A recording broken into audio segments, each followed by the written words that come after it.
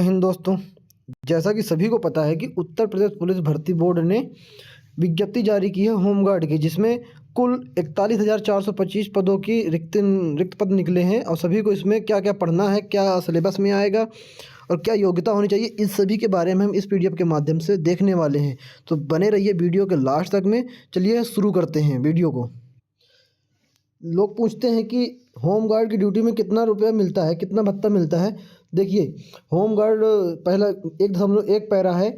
उक्त रिक्त पदों पर एनरोलमेंट हुए होमगार्ड को ड्यूटी के लिए बुलाए जाने पर शासन द्वारा समय समय पर निर्धारित ड्यूटी भत्ता दिया जाएगा। वर्तमान में प्रतिदिन ड्यूटी पर उपस्थित करने पर 600 रुपया ड्यूटी भत्ता, और 600 रुपया ही केवल नहीं मिलता, राज्य सरकार के द्वारा समय समय पर महंगाई भत्ता भी दिया जाता है। अब देख लो कि हर ज़िले से कितनी इस पे जो है आपको सीटें मिल रही हैं, देख लीजिएगा। आगरा से कितनी है, फिरोजाबाद से, मैनपुरी से, मथुरा से, अलीगढ़ से। अगर आप अनारक्षित हैं, अनुसूचित जाति के हैं, अनुसूचित जनजाति, अन्य पिछड़ा वर्ग, कमज़ोर वर्ग, अपनी रिक्तियां देख सकते हैं कि कितने पद हैं उनके। अलीगढ़ में कितने हैं, एटा, हाथरस, कासगंज, बरेली, बदायूं, पीलीभीत, शाहजहांपुर। मेरठ से भी देख लो, मेरठ में गाज़ियाबाद, बुलंदशहर से और बागपत से, हापुड़, गौतम बुद्ध नगर, मुरादाबाद, रामपुर, अमरोहा, बिजनौर, संभल, सहारनपुर, मुजफ्फरनगर, शामली, अयोध्या, बाराबंकी, सुल्तानपुर, अंबेडकर नगर, अमेठी, चित्रकूट, हमीरपुर, बांदा, महोबा, गोंडा, बहराइच, बलरामपुर, श्रावस्ती, झांसी, ललितपुर, जालौन, कानपुर नगर, कानपुर देहात। आप जहाँ के हैं अपने ज़िले के रिक्ति देख सकते हैं, कितने पद हैं उस ज़िले में। इटावा, फतेहगढ़, कन्नौज, औरैया। लखनऊ से कितने पद, 550 पद। हरदोई, सीतापुर, रायबरेली, खीरी, उन्नाव, आजमगढ़, मऊ। ठीक है, ये टोटल पद हैं 13। जितना लास्ट वाले इस पे हैं, इसमें लास्ट में आपको टोटल पद दिया हुआ है डिस्ट्रिक्ट का। बाकी आप अनारक्षित, आरक्षित, SC ST जितना है सभी इसमें दिए हुए हैं पद, इनको देख लो। उन्नाव, आजमगढ़, मऊ, बलिया, कहाँ से हैं सारे देख रहे हैं। बस्ती, सिद्धार्थनगर, संत कबीर नगर, गोरखपुर, कुशीनगर, देवरिया, महाराजगंज, मिर्ज़ापुर, भदोही, सोनभद्र, प्रयागराज, फतेहपुर से टोटल 583 पद की सीट है। ठीक है, पद हैं कितने, 583 से। और प्रयागराज से हैं 1219। प्रतापगढ़, कौशाम्बी, वाराणसी, गाजीपुर, जौनपुर, चंदौली। टोटल 41,425 पद निकले हुए हैं होमगार्ड के। अब देखते हैं किसको कितना आरक्षण मिल रहा। ये तो थी रिक्तियों के पद, यानी कि कितने संख्या पे पद निकल रहे हैं किस जिला से। स्वतंत्रता सेनानी के जो आश्रित हैं 2% उनको सीट मिल रही है। भूतपूर्व सैनिक के हर जिले से मतलब 5% सीट है भूतपूर्व सैनिक की। और महिलाओं को 20% का इसमें आरक्षण दिया गया है। तो डिस्ट्रिक्ट वाइज देखते जाइए, सारे 75 जिले हैं अपना, देख लो। फतेहगढ़ वगैरह ये सब डिस्ट्रिक्ट वाइज हैं।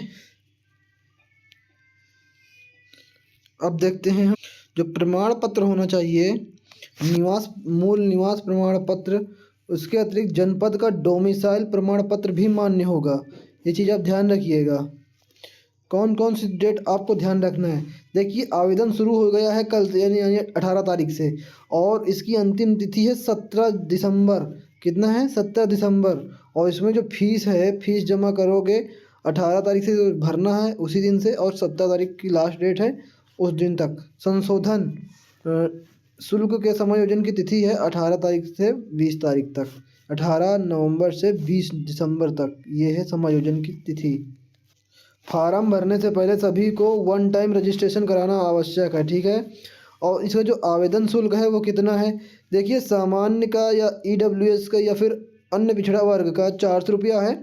अनुसूचित जाति, अनुसूचित जनजाति के अभ्यर्थियों के लिए 300 रुपया फीस है। ये इसका आवेदन शुल्क है। ठीक है, देख लीजिएगा। योग्यता क्या होनी चाहिए। योग्यता है कि आप कक्षा 10 की कक्षा आप उत्तीर्ण किए हुए हों, और माध्यमिक शिक्षा परिषद उत्तर प्रदेश के द्वारा हाई स्कूल के समकक्ष मान्यता प्राप्त विभिन्न परीक्षा संस्थाओं द्वारा संचालित परीक्षाओं को इस निमित्त हाई स्कूल के समकक्ष स्वीकार भी किया जाएगा। ठीक है, मुख्य बात क्या है, जैसे मान लीजिए आपने एनसीसी कर रखा है, तो एनसीसी में जिसका सी सी सर्टिफिकेट है उसको 3 नंबर एक्स्ट्रा दिए जाएंगे, बी सर्टिफिकेट है उसको 2 नंबर, ए सर्टिफिकेट वाले को 1 नंबर। और वहीं अगर भारत स्काउट या गाइड प्रमाण पत्र धारक है तो उसको 1 नंबर भी दिया जाएगा। ये अलग से नंबर मिलेंगे उनको एक्स्ट्रा। यदि अभ्यर्थी जो है 4 पहिया वाहन का ड्राइविंग लाइसेंस रखता है तो उसको भी 1 अंक पृथक से प्रदान किया जाएगा। ये भी कुछ नंबर पाने के आपके पास चांस हैं।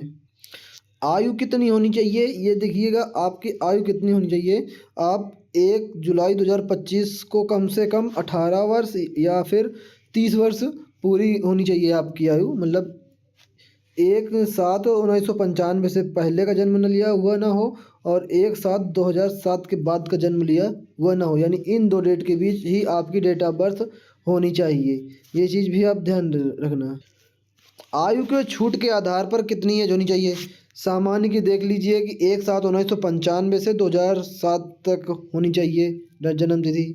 ठीक है। अनुसूचित जाति जिसको 5 साल की अधिक छूट मिलती है तो वो 1/7/1990 से 1/7/2007 तक के बीच का जन्म लिया हुआ हो। अनुसूचित जनजाति को भी 5 वर्ष की एक्स्ट्रा छूट मिलती है, ये भी 1/7/1990 से 1/7/2007 तक का इसके बीच जन्म लिया हुआ हो। अन्य पिछड़ा वर्ग की जो श्रेणी के अभ्यर्थियों को अधिकतम आयु 5 वर्ष की छूट अनुमान्य है, 1/7/1990 से 1/7/2007 तक का जन्म लिया हुआ हो। ठीक है। वहीं पर अगर भूतपूर्व सैनिक या अभ्यर्थी कोई सेना में की गई सेवा अवधि को उसकी वास्तविक आयु से घटाने पर अधिकतम आयु है तो 3 वर्ष की छूट अनुमान्य की जाती है। ठीक है। यानी 33 वर्ष से अधिक की आयु प्राप्त नहीं होनी चाहिए, मैक्सिमम 33 वर्ष होनी चाहिए। इस परीक्षा में कितने प्रश्न आएंगे। देखिए इस परीक्षा में कुल 100 प्रश्नों की पेपर आएगा और 100 अंक होंगे। 2 घंटे का आपको समय दिया जाएगा। देखिए अगर शारीरिक परीक्षण की बात करें हम तो पुरुष जो अभ्यर्थी हैं उनकी ऊंचाई कितनी होनी चाहिए। सामान्य या अन्य पिछड़े वर्गों को अनुसूचित जातियों के पुरुष अभ्यर्थियों के लिए न्यूनतम ऊंचाई 168 सेंटीमीटर की होनी चाहिए। वहीं अनुसूचित जनजाति के पुरुष अभ्यर्थियों के लिए न्यूनतम ऊंचाई 160 सेंटीमीटर भी होनी चाहिए। ठीक है। और सीना कितना होना चाहिए। सामान्य या अन्य पिछड़े वर्गों और अनुसूचित जातियों के अभ्यर्थियों के लिए न्यूनतम सीमा का माप 79 सेंटीमीटर बिना फुलाए और कम से कम 84 सेंटीमीटर फुलाने पर अनुसूचित जनजाति के अभ्यर्थियों के लिए 77 सेंटीमीटर, यानी जो अनुसूचित जनजाति के अभ्यर्थी हैं उनको 77 मीटर बिना फुलाए और कम से कम 82 सेंटीमीटर फुलाने पर होना चाहिए। ठीक है। किसी भी उसका हो उसको 5 सेंटीमीटर तक फुलाना अनिवार्य है।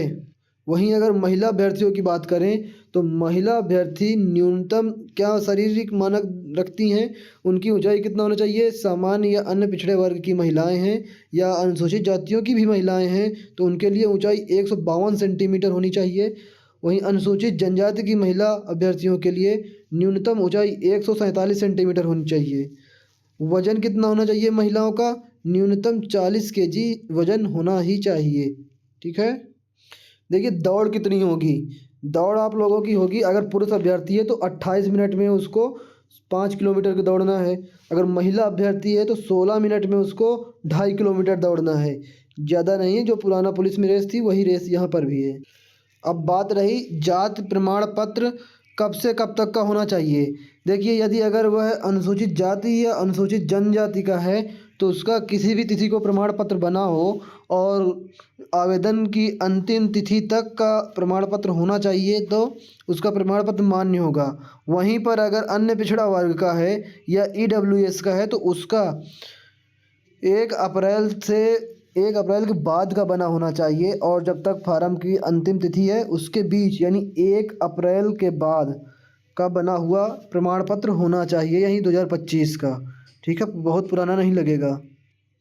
देखिए निवास प्रमाण पत्र क्या होगा।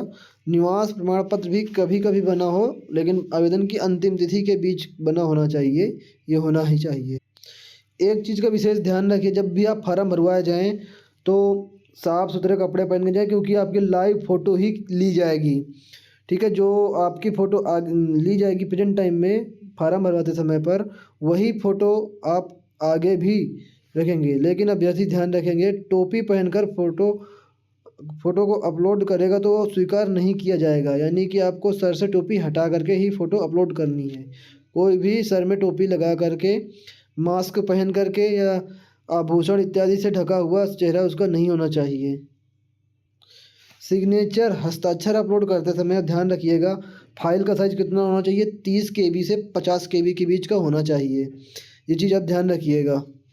और शुल्क के बारे में बात करें, ऑनलाइन UPI डेबिट कार्ड किसी भी माध्यम से आप शुल्क कर सकते हैं, अपने फीस जमा कर सकते हैं। और लास्ट में सबसे महत्वपूर्ण जानकारी कि लिखित परीक्षा का पाठ्यक्रम जो है क्या होगा। देखिए, प्रश्नों की संख्या 100 होगी और एक प्रश्न के लिए 1 अंक होगा, यानी 100 अंकों का होगा। समय दिया जाएगा आपको 2 घंटे का।